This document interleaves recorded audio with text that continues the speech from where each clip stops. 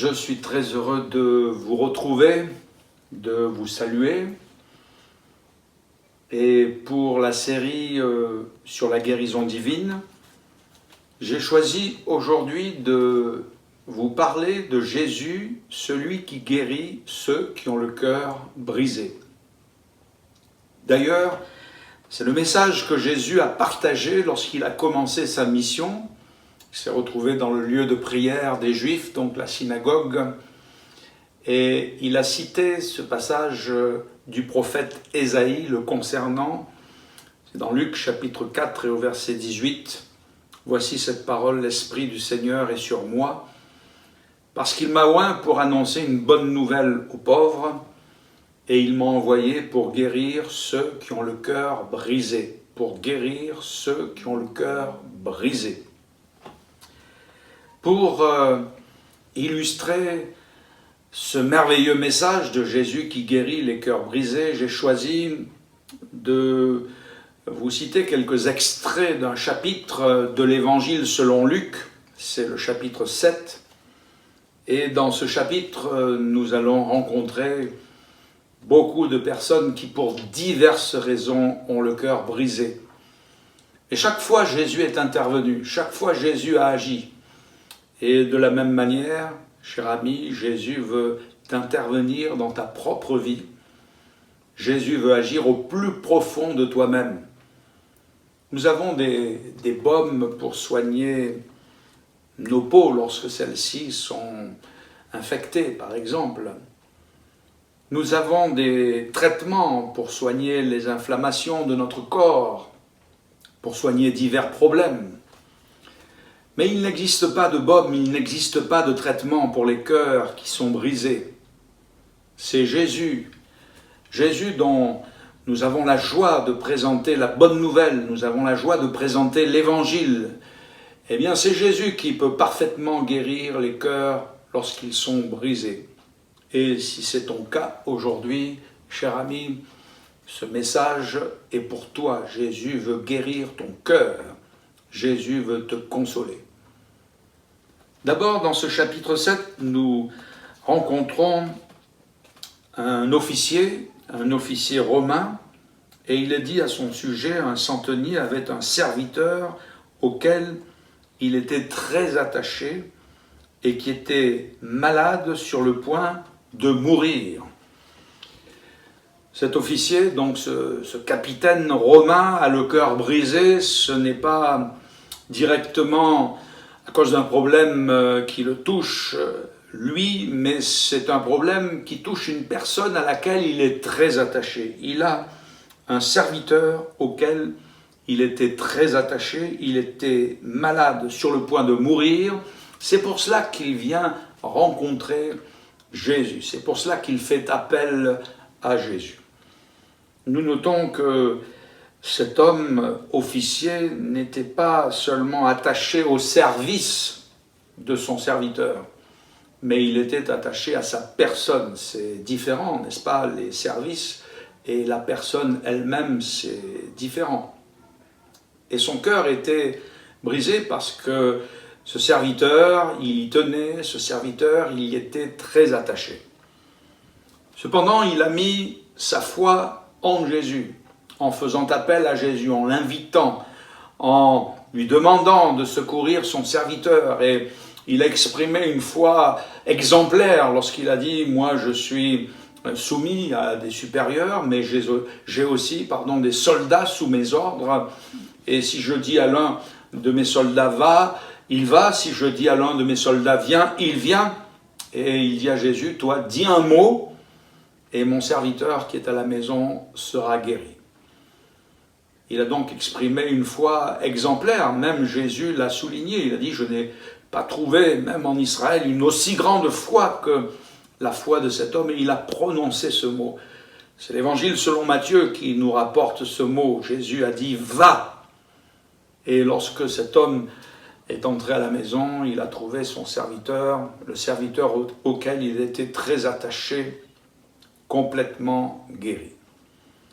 Il est possible que ce qui te brise le cœur, il est possible que ce qui te fait mal, ce qui te fait pleurer, soit une personne à laquelle tu es très attaché, qui est malade, qui est souffrante, qui soit peut-être comme cet homme sur le point de mourir, qui soit en détresse, qui soit en difficulté. Mais si tu t'approches de Jésus, si tu fais appel à Jésus, si tu mets en Jésus ta foi, comme l'a fait cet homme, une foi sans réserve, et tu peux faire confiance à Jésus, ta foi ne sera pas déçue, alors Jésus pourra agir dans ta vie en faveur de cette personne à laquelle tu es très attaché.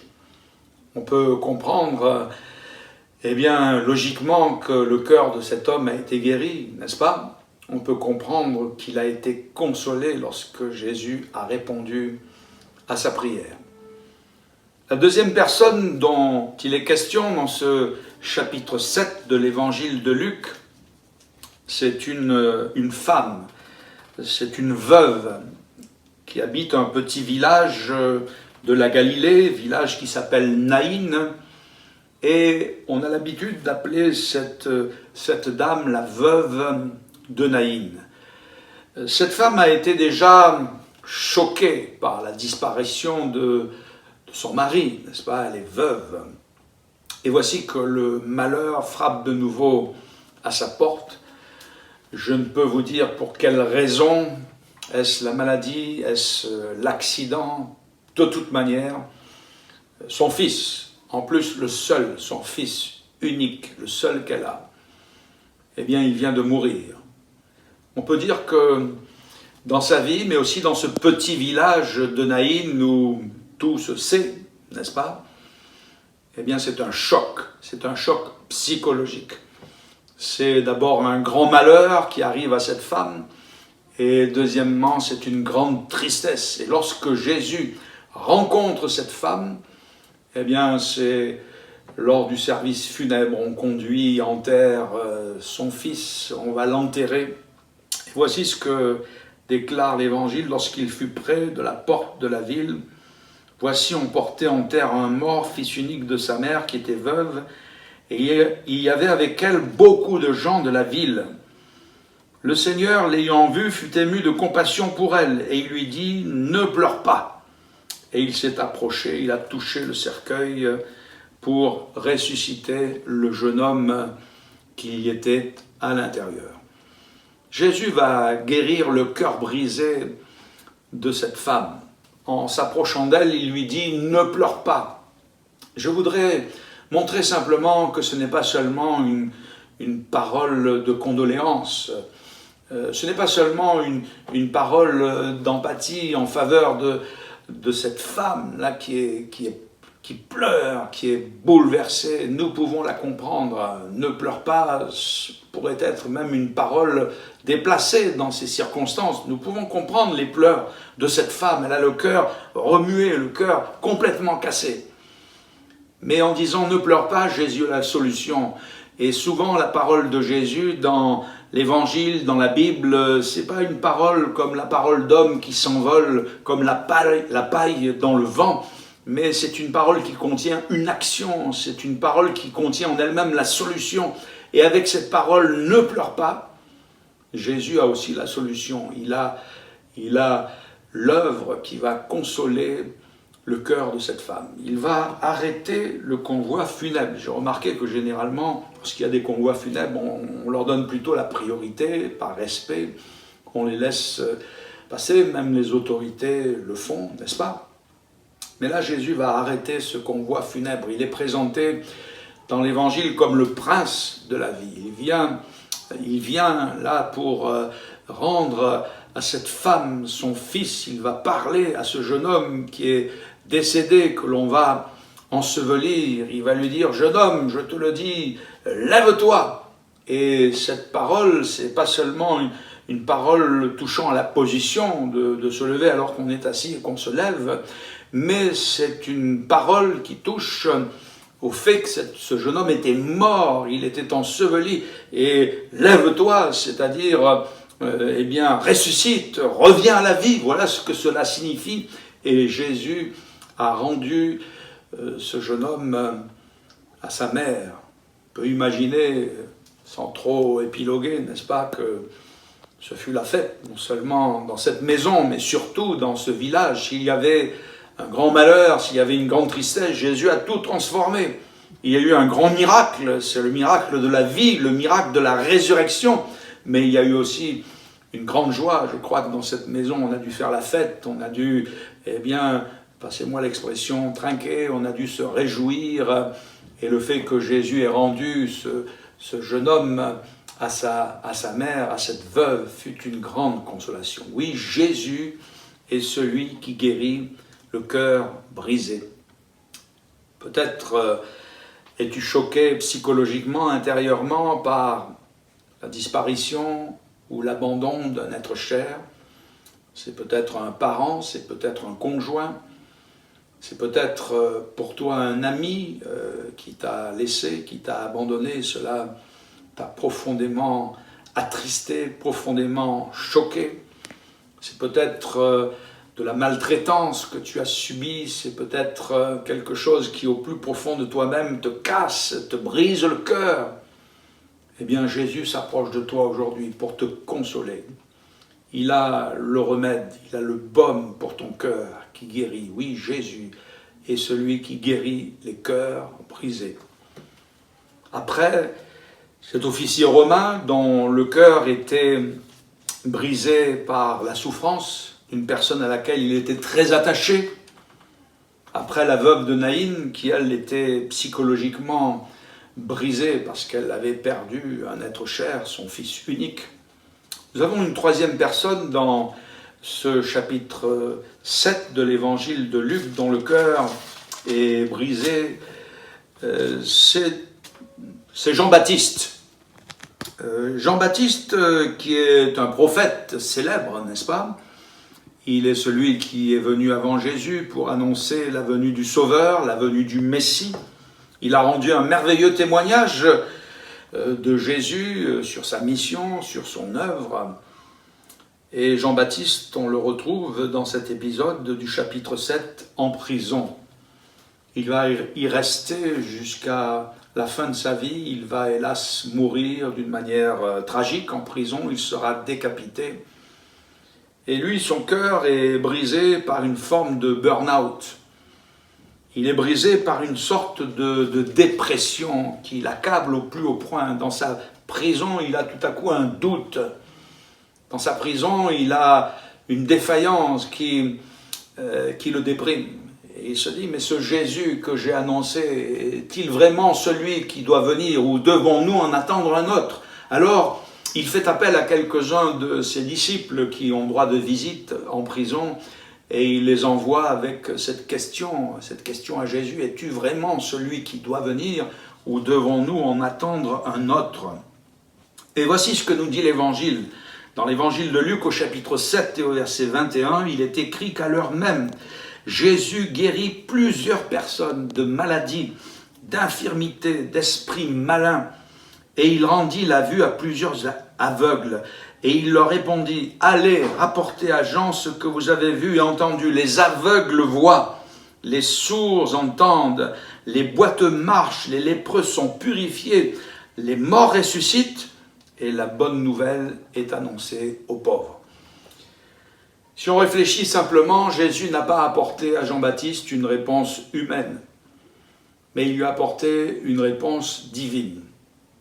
Et peut-être, cher ami qui m'écoute en cet instant, qui reçoit ce message que je partage avec toi, ton cœur est-il brisé par une sorte de dépression, par une sorte de burn-out, qui fait que tu te dis, mais comment vais-je faire? Eh bien, comme Jean-Baptiste, ce n'est pas d'une réponse humaine dont tu as besoin, mais c'est une réponse divine, c'est-à-dire une réponse qui vient du ciel, une réponse qui vient d'en haut.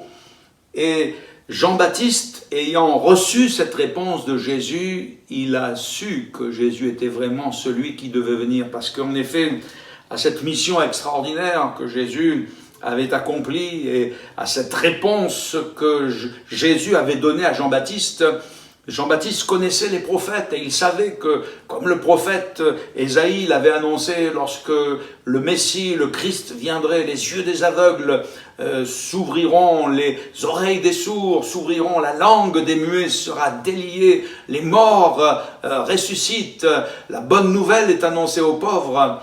Et la réponse que Jésus a donnée à Jean-Baptiste était une réponse divine qui a consolé dans sa prison le cœur de Jean-Baptiste. Il n'est pas impossible de passer un moment de burn-out.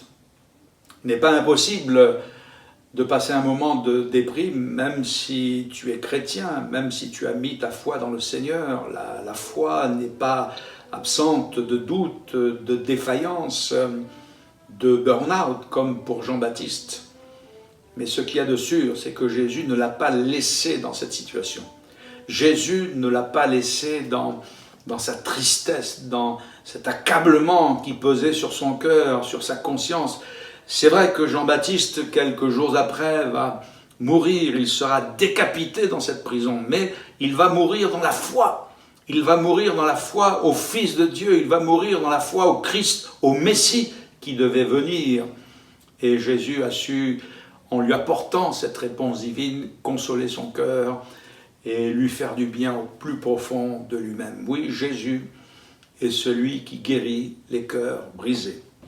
Et enfin, dans ce chapitre 7 de l'Évangile selon Luc, après l'officier romain, la veuve de Naïn, après Jean-Baptiste, cassé, brisé par le burn-out, par la dépression que Jésus a consolé, il y a une femme dont la vie est complètement brisée, dont le cœur est brisé. Il y a deux raisons au moins pour lesquelles son cœur est brisé. Premièrement, c'est la vie de péché qu'elle mène. Il est écrit dans l'évangile de Luc, au chapitre 7 et au verset 37, « Voici une femme pécheresse qui se trouvait dans la ville, et ayant su qu'il était à table dans la maison de Simon le pharisien, apporta un vase d'albâtre plein de parfums, se tint derrière aux pieds de Jésus, elle pleurait, et bientôt elle lui mouilla les pieds de ses larmes, puis les essuya avec ses cheveux, les embrassa et les oignit de parfum. » C'est une femme qui a le cœur complètement brisé par sa vie de débauche, par sa vie de péché qu'elle mène jusqu'à maintenant. Et lorsque Jésus se trouve invité dans la maison de ce pharisien, Simon, cette femme, elle n'y est pas invitée, bien sûr, mais elle profite de l'occasion qui est devant elle pour se faufiler et furtivement venir se jeter aux pieds de Jésus. En fin de compte, en pleurant aux pieds de Jésus, en versant ses larmes, mouillant les pieds de Jésus, essuyant de ses cheveux ses pieds, et puis en y versant le parfum de qualité, de grand prix qu'elle a apporté pour Jésus dans ce vase d'albâtre. C'est un peu toute sa vie qu'elle vide aux pieds de Jésus. Elle ne se gêne pas. Sa honte, sa vie, c'est comme un sac qu'elle vide là aux pieds de Jésus parce qu'il est tellement lourd, ça l'a tellement fatigué cette vie de péché. Et il est possible que quelqu'un à l'écoute soit fatigué et le cœur complètement brisé par une vie dissolue, par une vie de péché que tu as menée jusqu'à maintenant sans connaître Jésus. Mais Jésus ne te rejette pas. Jésus t'accueille comme il a accueilli cette femme. Jésus te reçoit. Tu peux t'approcher de lui. Tu peux vider ton sac, tu peux lui raconter ta peine, tu peux lui confesser tes péchés. Et cette femme, qui était une femme pécheresse, nous dit l'Évangile, est retournée chez elle avec le pardon de ses péchés, avec son fardeau qui pesait sur son âme, qui lui brisait le cœur. Elle est repartie complètement transformée. Jésus lui a dit, mais va en paix, ta foi t'a sauvé. Jésus a prononcé ces paroles, ses nombreux péchés ont été pardonnés. Oui, Jésus enlève le péché lorsque nous le lui confessons, parce qu'il est celui qui les a expiés sur la croix pour nous pardonner. Le sang de Jésus est celui qui nous purifie de tout péché. Si cette femme avait le cœur brisée par sa vie de péché qu'elle menait jusqu'à maintenant sans Jésus. Elle avait aussi le cœur brisé par le rejet. Et cet homme qui avait invité Jésus, qui était un pharisien, un homme très pointilleux, très méticuleux, la philosophie des pharisiens se résumait en ces termes: ne touche pas, ne goûte pas, ne fais pas ceci, ne fais pas cela, ne va pas ici, ne va pas là-bas. C'était des gens extrêmement pointilleux dans tous les domaines. Il ne comprend pas que Jésus accepte cette femme qui est à ses pieds. Et il a ces paroles complètement méprisantes à l'égard de cette femme, qui sont des paroles de rejet. Si cet homme, au sujet de Jésus, était prophète, il saurait qui et de quelle espèce est la femme qui le touche. Il saurait que c'est une pécheresse. Et cet homme, foncièrement et gratuitement, rejette cette femme en la qualifiant d'espèce de femme. Ce n'est pas très flatteur, n'est-ce pas? Mais Jésus ne va pas la rejeter. Il est possible que ton cœur soit brisé par le rejet. Peut-être que tu as subi le rejet, que ce soit par les circonstances de ta vie qui ont été difficiles, que ce soit peut-être par la vie que tu as menée jusqu'à maintenant, qui te fait honte, et alors qu'autour de toi on te connaît, peut-être qu'on te pointe du doigt à l'image de cette femme qui était pointée du doigt, qui était rejetée. Mais je voudrais te dire, qui que tu sois jeune, que tu aies subi le rejet depuis ton enfance, depuis ta jeunesse, que tu aies subi le rejet, que tu le subisses dans ta vieillesse, parce qu'il y a hélas aussi beaucoup de nos aînés, comme on dit à La Réunion, beaucoup de nos gramounes qui sont rejetés. Moi j'ai visité longtemps avec Cécile, mon épouse, une brave dame. Nous la visitions dans les derniers jours de sa vie, et elle me disait en créole: frère Jean, me la soigne 11 enfants. Aujourd'hui, où vois-moi Théala, elle était dans une maison de repos, une famille d'accueil, n'a point un n'y vient voir moi. N'a point un n'y vient voir moi. Et cette dame âgée avait le cœur brisé parce qu'elle se sentait abandonnée, elle se sentait rejetée. Quelle que soit la cause de ton rejet, Jésus est là près de toi. Il a une attention particulière. Et si ton cœur est brisé par ce rejet, Jésus y a porté le baume qui guérit. Oui, Jésus est celui qui guérit les cœurs brisés. Et non seulement ce simple message, je viens de le partager avec vous, je viens de le partager avec toi, cher ami qui est particulièrement concerné par ces paroles, mais aujourd'hui, là où tu te trouves, tu peux l'expérimenter, tu peux vivre cette consolation. Tu peux vivre cette guérison divine que Jésus veut t'apporter en ton âme, en ta conscience, en ton cœur brisé, pour que tu sois fortifié, pour que tu sois relevé, et que la paix de Jésus soit ton partage. Viens à Jésus, prie Jésus, crois en lui, et dans ta vie, tu verras son œuvre et tu vivras sa gloire. Je vais prier pour toi quelques instants. Seigneur, merci pour l'évangile que nous avons pu simplement partager. Je te prie en particulier pour celui qui a le cœur brisé et qui a entendu ce message.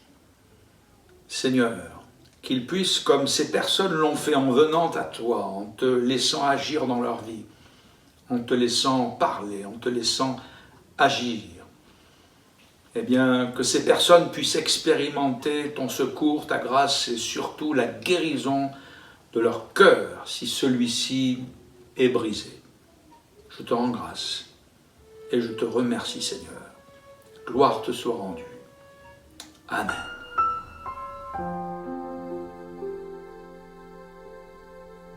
Si vous souhaitez davantage d'informations sur les programmes vidéo ou audio de la semaine, connectez-vous sur le site vie.re.